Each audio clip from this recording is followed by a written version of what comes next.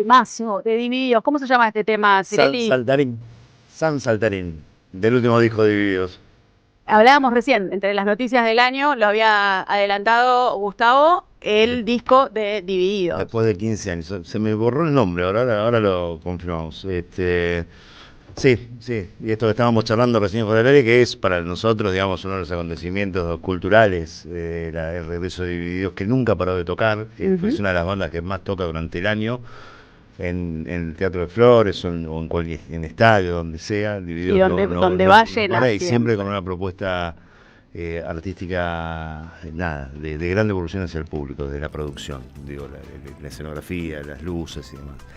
Digamos, también hablamos qué otros acontecimientos ¿Qué otros? artísticos de estas características. Bueno, creo que hay que poner el foco en lo que fue el año de Lali Espósito, con sus 5 Vélez, su disco, y cómo Camino a ser River o sea, ahora, ya ¿no? agotó Ya agotado la primera fecha de un River, una artista completamente vapuleada por el gobierno por eso digo nacional. que quedó en un lugar, para mí es una artista de proyección internacional, con convicciones muy claras, que quedó como antagonista del gobierno de Javier Milei, concretamente, que la maltrató en público.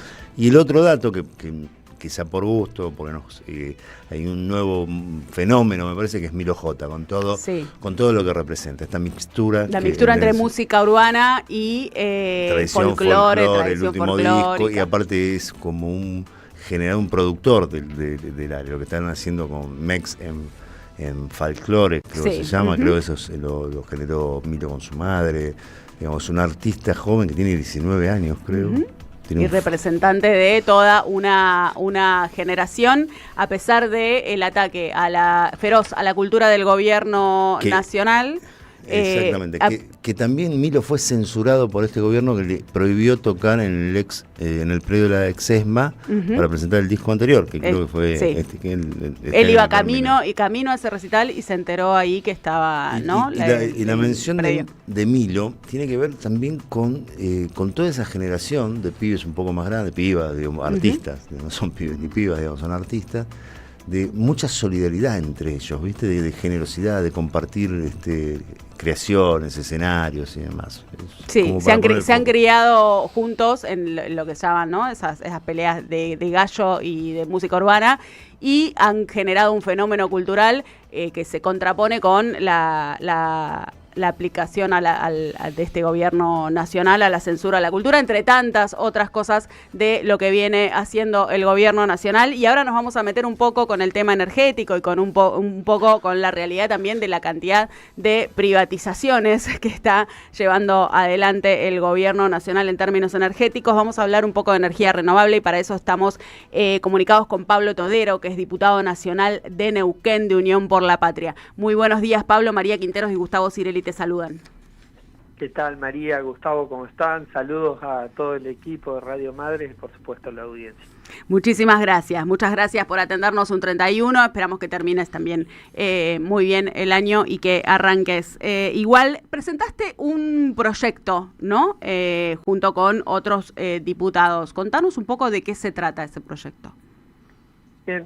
Sí, el día de ayer presenté, junto con más de 30 diputados y diputadas de Unión por la Patria, un proyecto que tiene que ver con el incentivo que se le da a las energías renovables para ir cubriendo esa brecha de esos acuerdos internacionales, de esa proyección que había el 2030 de dejar de usar fósiles, y lo estoy diciendo desde una provincia donde nuestro mayor ingreso es justamente los recursos no renovables, como es el petróleo y el gas, ¿no? Pero también tenemos represas, y justamente lo que hablaba es las privatizaciones, y tenemos parques eólicos, energías renovables, ¿no? Que bueno, se le fue dando un impulso a partir de 2005. Una ley que incentivó a llegar al 8% de la generación eléctrica del país con energías renovables. Bueno, esa ley era hasta el 2015, sí. y del 2015 se hizo otra ley que era hasta el 2025. Bueno, hoy se vence. Se vence justo el día de hoy, esa ley. Exactamente. Y esa no ley hay... se vence el día de hoy y no fue renovada.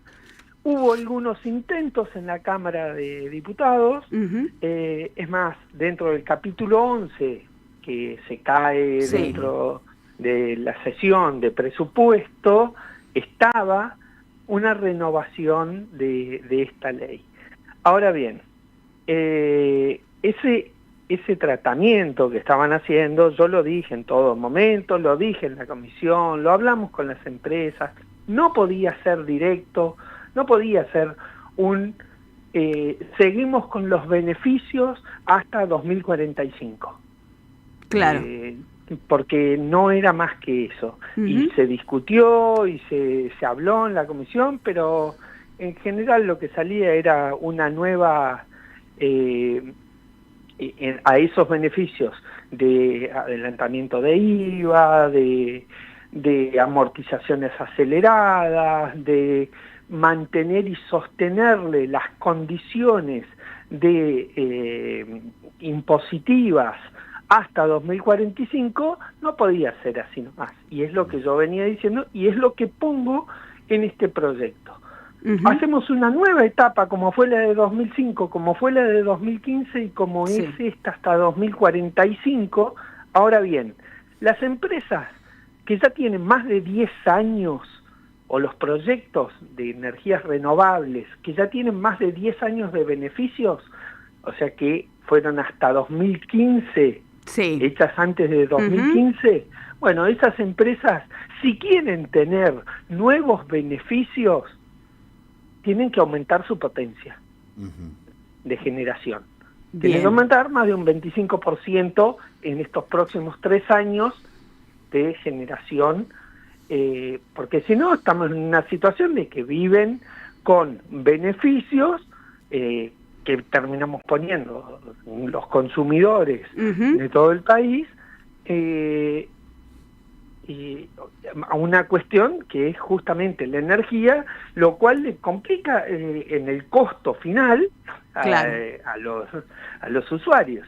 Bueno, digo, eso nosotros decimos que tienen que aumentar su potencia, o sea, generar más energía. Pablo, perdóname. Luego, aquellos que tienen en el segundo periodo un 15%, o sea, los que fueron de 2015 acá.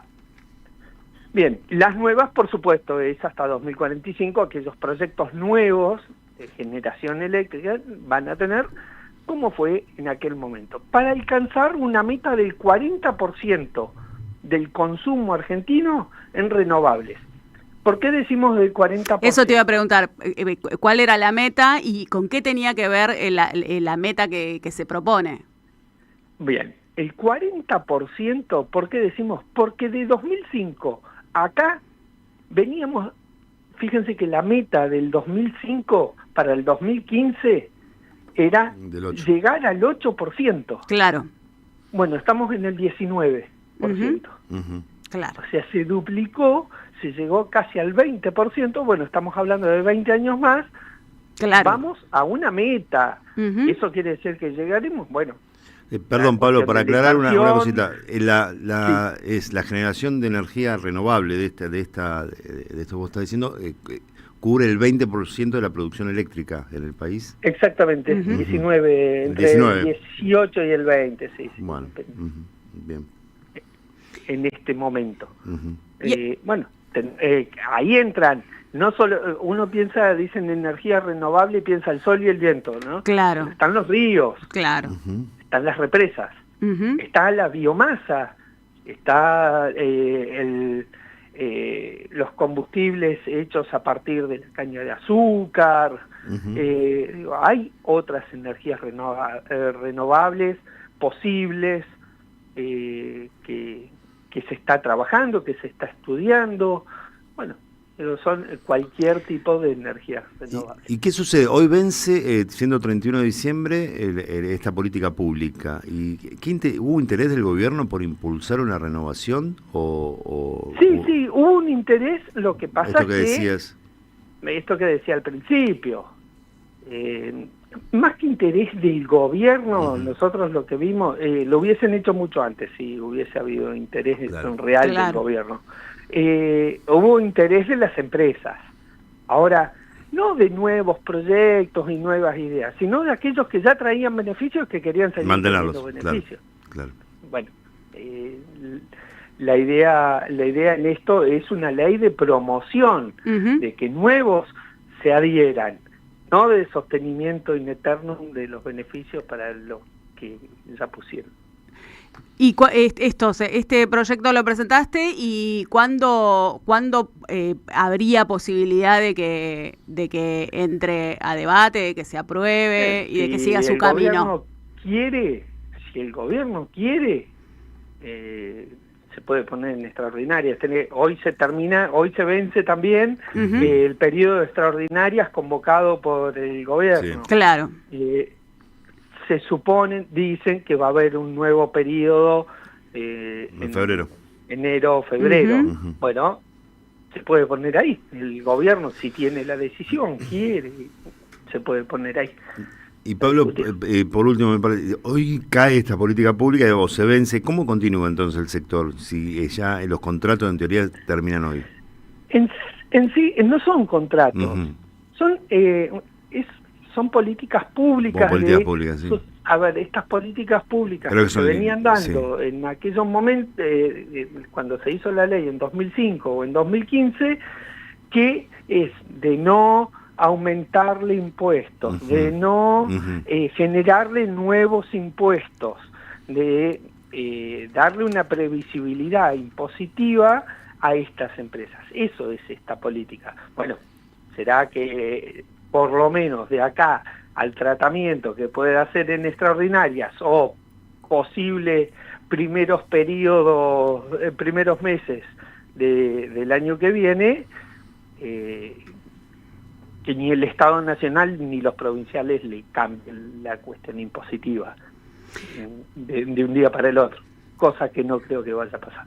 Bueno, Pablo, te agradecemos muchísimo. Vamos a seguir seguramente en contacto para ver cuándo entra esta ley a la Cámara, en qué momento y qué es lo que pasa con este proyecto. Muchas gracias y te deseamos un gran fin de año y un buen comienzo del 2026.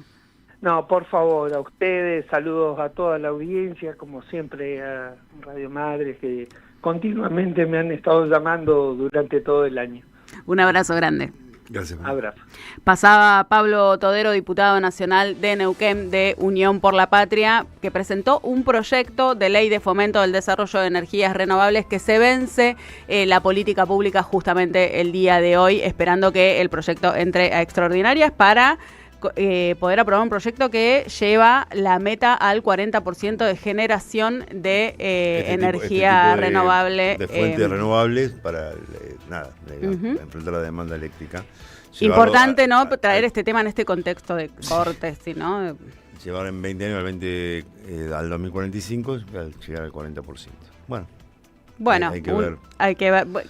Lo que me parece increíble es que se llegue, ¿no? Una política pública nacida justamente en la década ganada, donde ¿no? Estamos hablando 2005. De 2005, empezar a pensar esta política con energías renovables en ese momento, ¿no? Porque ahora por ahí es un poco más conocido el tema, pero en ese momento pensarlo a futuro, ¿no? Empezar a pensar metas de porcentaje, bueno, se vence el día de hoy y así estamos.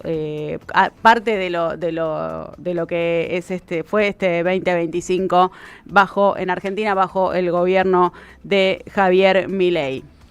Le propongo, Quintero, propóngame, en los últimos minutos del programa de este año, sí, hacer con 28 grados y 31 de térmica. Bueno, si me va a tirar con... Me gusta interrumpirlo. Sí. Y dígame que va a ser 40 grados hoy, dígame. Va a ser 40 grados hoy. Le propongo que no vayamos. Que nos vayamos abajo de un aire acondicionado. Sí. Propóngame. No, un repasito rápido, jerarquizando, ¿no? ¿Cuáles fueron las noticias más importantes? Las noticias más importantes de este año. Sin duda, la confirmación por parte de la Corte de la condena a Cristina Fernández de Kirchner y concretamente su proscripción. 6 años de prisión, que está con prisión domiciliaria, en este momento internada, recuperándose de la peritonitis, de la apendicitis que fue intervenida, pero sin dudas para nosotros esa es la noticia. La consolidación del lawfare, ¿no? En Argentina, la consolidación de una proscripción en recordando cómo fue todo ese proceso, ¿no? Cristina Kirchner en los primeros días de junio de este año anunció que iba a ser candidata por la tercera en las elecciones de la provincia de Buenos Aires. Una semana después, Rosati y los otros miembros de la Corte confirmaban la condena que ya había en la Cámara y Casación había nada. La había sobreseído. No, la habían condenado. La había condenado y confirma la condena. Nada, eso, y le agregando de la proscripción de por vida, ¿no? De por vida, sí. Y otra noticia. Caso Libra, la criptoestafa de Javier Milei. Así arrancó el Día de los Enamorados, 14 de febrero del 2025. Así arrancamos el año.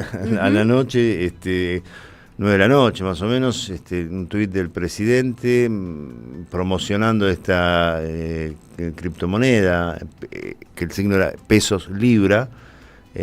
Promocionando y después borrando, lo mantuvo, borrando después tratando de correr. Eso generó un escándalo de nivel mundial, internacionales, sí, porque tuvo un impacto que fuera del país tiene una investigación en Estados Unidos un poco más seria, con tiempos acorde a la dimensión del escándalo, y acá la tienen dormida en Comodoro Pi. El mismo Poder Judicial, Partido Judicial le llamamos también, que proscribe a Cristina Fernández de Kirchner. Un escándalo mundial por el cual hay varios involucrados del gobierno nacional, obviamente a la cabeza Javier Milei, pero también, ¿no? Sí, que van surgiendo documentos confidenciales, como surgió en el último tiempo con Davis, que era la cabeza visible de lo que era este proyecto de criptomoneda de Estados Unidos, el Libra. El otro que ya mencionamos fue la estafa de Andis, las escuchas que surgieron de Spagnolo contra personas, donde se habla y se instaló lo del 3% para que sería para Karina Milei, digamos, que se convirtió en hit, Alta Coimera, los amigos de Gelatina. Esto surge en agosto de este año, ¿no? Que parece un siglo, pero fue ayer nomás. Después tuvimos la toma de deuda, ¿no? Un escándalo de la toma de deuda. Creo que eso es también lo que determina la vida de cada uno de los argentinos. Exactamente, que parece un tema macro, pero cuando lo llevamos a lo micro terminamos el país endeudado y las familias endeudadas también, ¿no? En todo su espectro. Bueno. Nuevo acuerdo en abril, programa de facilidades extendidas por 48 meses, por 20.000 millones, y se desembolsaron en ese entonces 12.000 millones más. Que se celebró como un triunfo y seguir endeudándose con el Fondo Monetario Internacional. 76, en los 90, ¿no? Crisis de 2001. Bueno, regreso de Mauricio Macri, nos volvemos a endeudar. Tremendo desendeudamiento previo durante 20 años de Néstor Kirchner.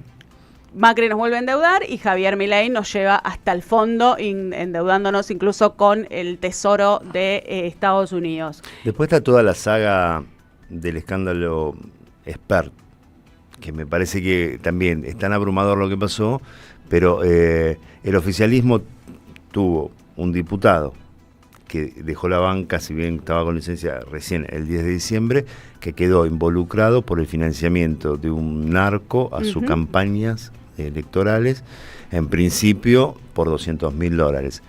Diputado Spert, que era la cabeza de lista de la provincia de Buenos Aires, las elecciones de la provincia de Buenos Aires. Eso marcó el proceso electoral también. Una de las grandes noticias de este año fueron las elecciones legislativas. Sí, que triunfó el triunfo de octubre, que triunfó Javier Milei, digamos, donde hay que recordar el respaldo obsceno y pornográfico de Estados Unidos, de Trump, del secretario del Tesoro. El secretario del Tesoro interviniendo en la democracia argentina. Directamente, interviniendo en los mercados, en la democracia, y después de las elecciones el propio Trump diciendo Milei iba a perder, si yo no lo apoyaba, no ganaba. Digo, nunca se vio algo de manera tan grosera. Digo, el intervencionismo de los Estados Unidos en la región se conoce, ya lo hablamos, Plan Cóndor, pero directamente que Es difícil porque hoy todo está a la vista, digamos. Fuimos la punta de lanza, después exactamente lo mismo hizo en Chile, ¿no? En las elecciones de Chile, y esa elección que también estuvo atravesada por el escándalo con el narcotráfico, dejó una composición del Congreso bastante adversa para la oposición, entre ellas la que no pudo asumir Villaverde hablando de narcotráfico. Lorena, también, ¿no? Lorena Villaverde, que es diputada por Neuquén, creo. O de Neuquén, o Neuquén, fue como primera candidata a senadora y no pudo asumir porque, obviamente, algo que se venía denunciando el propio Martín Soria en la Cámara de Diputados y otros diputados hasta que llegó a la prensa, tiene antecedentes de haber sido detenida en los Estados Unidos por con cocaína en su poder.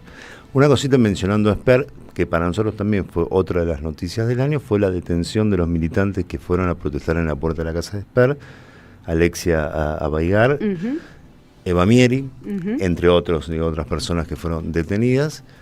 Estuvieron confinados una semana o más, cada una de ellas, en distinto momento, en un penal de máxima seguridad, por una protesta. Por colgar un pasaje de Alexia. Para tomar dimensión de quién era y recordar que esas detenciones de las militantes las llevó adelante a Sandra Arroyo Salgado y se efectivizaron tanto los allanamientos a las casas de sobre todo de Abaigar y después de las otros militantes, horas después del brindis en la Embajada de los Estados Unidos, que habían adelantado su festejo este año, no fue el 4 de julio, sino fue el 24 de junio, donde estuvieron Sandra Arroyo Salgado, Esper, Manieto y otra serie que muchos se decía que fueron a brindar porque Cristina ya llevaba 2 semanas en prisión domiciliaria detenida en San José 11. Y ese marco también me parece interesante porque esas detenciones que se dieron también se dan en el marco de un plan represivo muy fuerte que también fue noticia desde que asume Javier Milei, pero particularmente este año, en el que se atacó y se reprimió a manifestantes y sobre todo periodistas y reporteros gráficos. Entre ellos tuvimos el 12 de marzo de este año de Pablo Grillo que lleva más de 9 meses de recuperación y que creo que quedó lamentablemente, digo, para él, para su familia, para todos, como un símbolo de lo que es la represión de Patricia Bullrich y de este gobierno durante este año. Bueno, eso más o menos son, digo, ya nos estamos pasando de la hora. La lucha docente, sin duda, la lucha por la educación pública, el Garrahan, todo lo que fueron las luchas en la calle también atravesaron este 2025, una gran organización por parte también del movimiento feminista ha tenido varias respuestas rápidas a lo largo de lo que fue este año por los avances del gobierno nacional. Bueno, eso es un poco lo que nos fue dejando, ¿no? El 2025. El plan internacional, obviamente la ofensiva de Trump sobre Venezuela, el genocidio en Gaza, si bien hubo un cese del fuego en los últimos meses, y por otro lado la muerte del Papa Francisco en abril, también. El 21 de abril de este año. Bueno, llegamos al final. Bueno, nos vamos despidiendo. Ya viene Caballero de Día, que lo vemos del otro lado del vidrio. Le mandamos un beso grande también. Acá está Nicolás Paso trabajando en las redes sociales. Le agradecemos mucho. Agradecemos a Silvio Soler, Juan Pablo Fierro, Leandro Deza, Gary Castro, que está de vacaciones, pero que también estuvo todo este año. Un placer haber pasado un año más en esta radio, que es la radio de las Madres de Plaza de Mayo. Un placer haber compartido con usted este año también y con el gran Nicolás Márcico, que hoy, como bien corresponde, se tomó el 31. Se va a tomar el 31. Sí. Un placer para mí. Yo quiero decirles que nos vemos a finales de enero porque este es mi último día laboral. Entro de vacaciones. ¿Ah, sí? Porque me lo merezco y me lo gané. ¿Y con quién lo? Bueno. Lo hablé yo con mi amiga. Un beso grande para todos, que terminen muy bien este año y que arranquen un gran 2026. Vivimos momentos donde enfrentamos desafíos. Y en la radio de las Madres de Plaza de Mayo queremos que la esperanza brille en cada hogar.